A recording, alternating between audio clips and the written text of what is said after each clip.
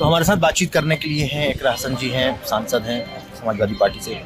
Ma'am क्या कहना चाहेंगी, क्योंकि योगी आदित्यनाथ कह रहे हैं कि जो बांग्लादेश में हो रहा है वही संभल में हो रहा है और ये जो करने वाले लोग हैं ये बाबर की औलाद है, उनके डीएनए में बाबर का डीएनए एक है। क्या कहेंगे आप?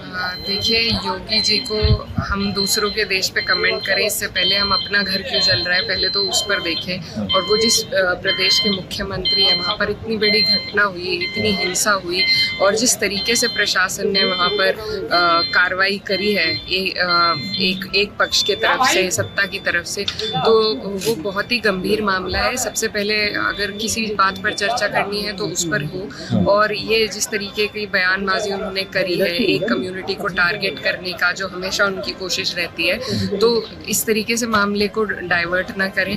पहले मुद्दे की बात करें कि वहाँ जो अधिकारी थे वो भीड़ को क्यों ले गए साथ में, ऐसी भीड़ जो उत्तेजक भाषण दे रही थी, और क्या कार्रवाई ऐसे अधिकारियों पे हो रही है जिनको साफ पता होते हुए कि किस तरीके से भीड़ को मैनेज करना है। सीधा सीधा गोली मारी गई है, 5 लोगों की हत्या हुई है। क्यों हुई है? सबसे पहले कार्रवाई की वहाँ ज़रूरत है। और इतने वक्त से वो मुख्यमंत्री हैं, उनको उनके ऑफिस के हिसाब से ये गरिमा शोभा नहीं देती बात कि इस तरीके से एक कम्युनिटी को वो टारगेट करें। लेकिन हर विषय पर उन्हें सिर्फ राजनीतिक रोटियां सेकनी है। भाजपा सिर्फ अपना माहौल बनाने की कोशिश करती है, हिंदू मुस्लिम के अलावा उनके पास कोई एजेंडा नहीं। वो ये भी कह रहे हैं कि जो राम का नहीं वो किसी काम का नहीं। यदि आस्था नहीं रहेगी हिंदुस्तान में तो सब कुछ खत्म हो जाएगा, लेकिन जब तक आस्था है तब तक ये सब कुछ ठीक रहेगा, कुछ गलत नहीं होगा। आपको क्या लगता है? देखिए, आस्था सबके पास है।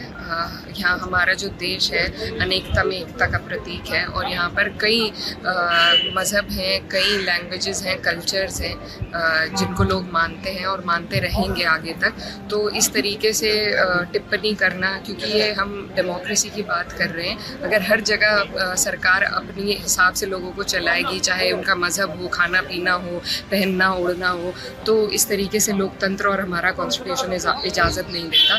तो ये सब बातें फिजूल बातें हैं, सिर्फ लोगों का ध्यान भटकाने के लिए हैं, ताकि हम जो अहम मुद्दे हैं उनसे हटकर इन्हीं में बटे रह जाएं। संभल की यदि बात करें तो वहाँ पर पाकिस्तान मेड और अमेरिकी मेड जो गोलियां थी उनके खोखे पाए गए हैं, उसको लेकर क्या कहेंगे कि विदेशी असलाह वहाँ पर इस्तेमाल किया जा रहा था? देखिए, असले का क्या रिपोर्ट आई है ये तो हमें जानकारी नहीं है, लेकिन असला वहाँ क्यों था और क्यों इस्तेमाल हुआ। पहले भी हमने एक घटना उत्तर प्रदेश में ऐसी देखी है कि पुलिस के बीच में हत्या करी गई, और तो ये भी जो मामला है इसमें हमें कहीं ना कहीं उसी तरह का षड्यंत्र नज़र आता है। तो बहुत गहरी कार्रवाई करने की ज़रूरत है, निष्पक्ष कार्रवाई हो, किसी जज की बेंच द्वारा कार्रवाई हो, जो उत्तर प्रदेश के अलावा केंद्रीय की किसी कमेटी के गठन से कार्रवाई हो। क्योंकि हमें लगता है कि जिस तरीके से वहाँ पर अधिकारियों ने, प्रशासन ने जिस तरीके से एक गुट के खिलाफ काम किया है वो सही नहीं है।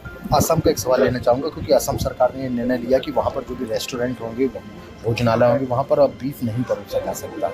इसको लेकर क्या कहना चाहिए?